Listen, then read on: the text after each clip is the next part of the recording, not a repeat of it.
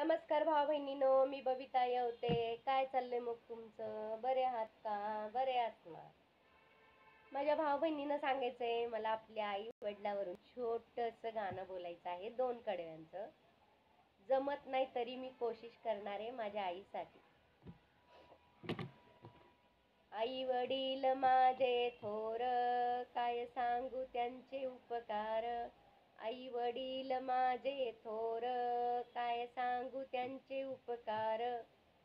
जीवनाच्या वाटेवरती किती असतं त्यांचा आधार. आई माझी मायेचा सागर, दिला तिने जीवन आकार. आई वडील माझे थोर, काय सांगू त्यांचे उपकार. जीवनाच्या वाटेवरती किती असतो त्यांचा आधार. आई माझी मायेचा सागर,